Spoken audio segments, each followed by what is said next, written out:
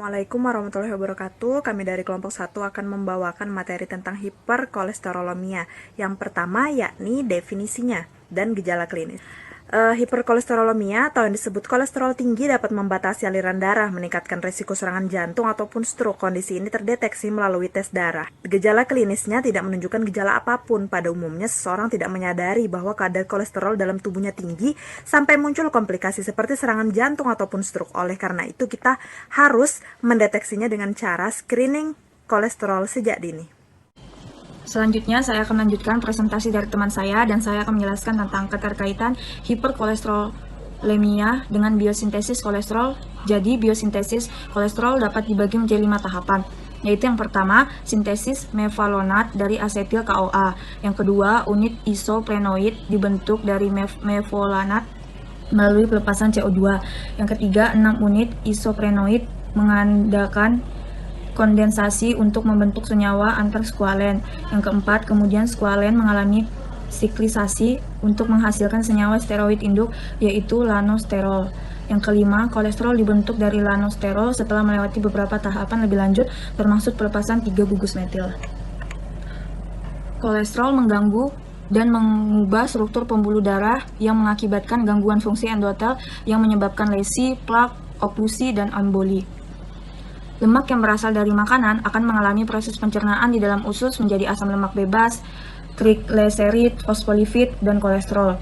Kemudian diserap ke dalam bentuk kilomikron. Sisa pemecahan kilomikron beredar menuju hati dan menjadi kolesterol. Kolesterol adalah sterol terbanyak yang terdapat di dalam tubuh.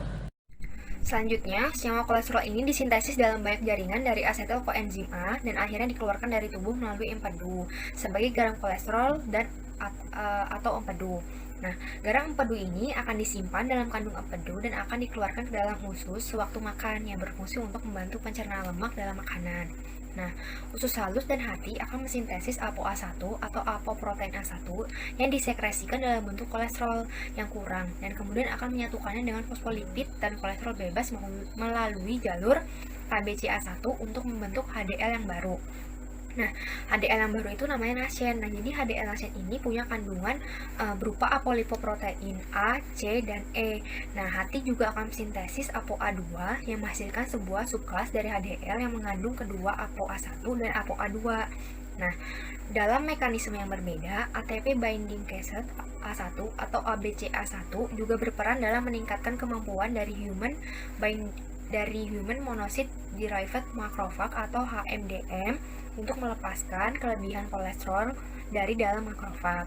Nah, kolesterol HDL ini berfungsi untuk mengangkut kolesterol dari jaringan perifer dan lipoprotein lain ke hati melalui dua jalur. Nah, selain jalur yang diperantarai oleh CETP, terdapat juga jalur langsung, di mana partikel HDL langsung diserap oleh hati dengan dimediasi oleh SRBI. Nah, SRBI akan memediasi penyerapan kolesterol secara selektif dari partikel HDL. Kemudian, SRBI akan mempromosikan serapan kolesterol ke dalam hati, baik esterifikasi dan tanpa esterifikasi, dan juga tanpa mediasi degradasi dari apolipoprotein HDL. Nah, dua jalur tersebut disebut juga jalur langsung dan tidak langsung. Yang melalui jalur partikel HDL akan langsung diserap oleh hati dengan dimediasi oleh scavenger reseptor kelas BI atau SRBI. Nah, SRBI akan memediasi penyerapan kolesterol secara selektif dari partikel HDL. Kemudian SRBI akan mempromosikan serapan kolesterol ke dalam hati, baik esterifikasi dan tanpa esterifikasi, dan juga tanpa dimediasi oleh degradasi dari apolipoprotein HDL. Sedangkan jalur tidak langsung, pemindahan ester kolesterolnya diperantarai oleh kolesterol ester transfer protein atau CETP dari suatu protein pemindah ester kolesterol. Nah, akibat dari pemindahan ini, VLDL berubah menjadi IDL, dan IDL akan mengalami penguraian di hati sehingga terbentuklah LDL. Nah, pembentukan LDL oleh reseptor penting dalam pengontrolan kolesterol darah. Di samping itu juga dalam pembuluh darah terdapat sel-sel perusak yang dapat merusak LDL. Nah, LDL dioksidasi melalui jalur-jalur sel-sel perusak molekul sehingga tidak dapat masuk kembali ke dalam aliran darah.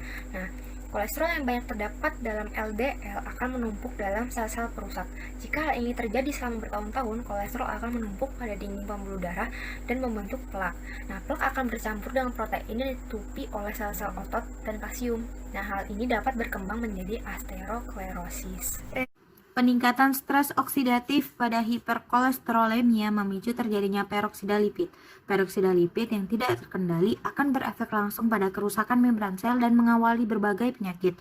Salah satu indikator yang sering digunakan untuk mengetahui adanya peroksida lipid dalam tubuh adalah kadar malondialdehida atau MDA plasma.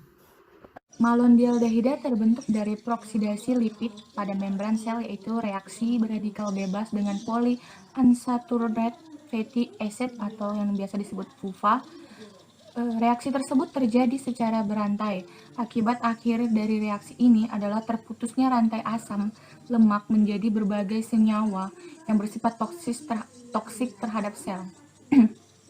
Pengendalian kadar kolesterol dalam tubuh sangat diperlukan. Penata laksanaan hiperkolesterolemia meliputi pengaturan diet dan pemberian obat. Enzim hiperkolesterolemia. Hiperkolesterolemia ini terjadi karena adanya gangguan metabolisme lemak yang dapat menyebabkan peningkatan kadar lemak darah yang disebabkan oleh defisiensi enzim lipoprotein, lipase, defisiensi reseptor LDL, kelainan genetika, dan penurunan kemampuan hati dalam membersihkan kolesterol dalam darah. Jadi, enzim yang terdapat di hiperkolesterolemia ini ada dua, yaitu enzim lipoprotein dan lipase. Jadi untuk prekursor untuk sintetis kolesterol adalah asetil CoA sitosol atau yang biasa kita kenal dengan asetil koenzim A.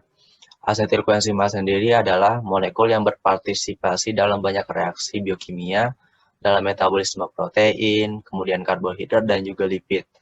Asetil koenzim A ini dihasilkan dari prekursor utamanya yaitu glukosa dan asam lemak, serta dapat juga dibentuk dari katabolisme dan asam amino.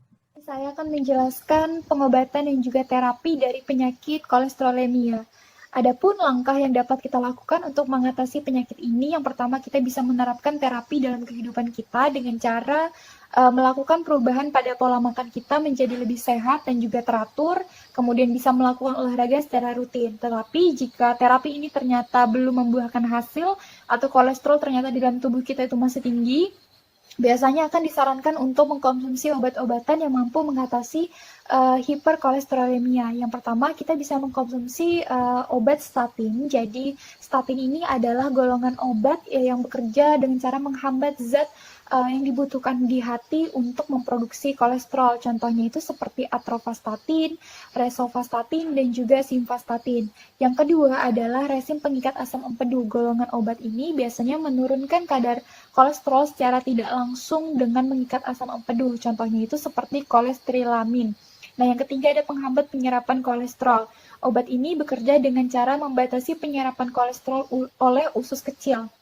Jadi usus kecil ini tuh tidak bisa memproduksi kolesterol dalam jumlah besar. Contohnya itu seperti ezetimibe. Nah, kemudian ada obat suntik, itu seperti alirocumab dan juga evolocumab, tergolong obat jenis baru untuk mengatasi hiperkolesterolemia. Nah, biasanya pada pasien dengan kadar trigliserida yang tinggi akan disarankan mengkonsumsi obat-obatan seperti fibrate, kemudian niacin, dan juga suplemen asam lemak omega 3 yang mampu mengatasi hiperkolesterolemia. Jadi, untuk pengobatan hiperkolesterolemia yang kami sarankan atau kami rekomendasikan itu, yang pertama bisa kita mulai dari perubahan pola hidup. Jadi, seperti perubahan pada pola makan dan lebih sering untuk berolahraga atau berolahraga yang teratur seperti itu. Lalu untuk pengobatannya, saya sarankan untuk mengambil pengobatan atau obat-obat yang bisa atau sering ditemukan di apotik atau dengan harga yang terjangkau seperti itu. Nah, untuk itu saya juga menyarankan seperti obat statin seperti atorvastatin, rosuvastatin, dan simvastatin. Dan pada pasien yang memiliki trigliserida tinggi, dokter ini menyarankan beberapa obat, dan kami menyarankan obat itu suplemen asam lemak omega 3. Nah, suplemen ini dia itu dapat menurunkan trigliserida yang tinggi dan mudah ditemukan.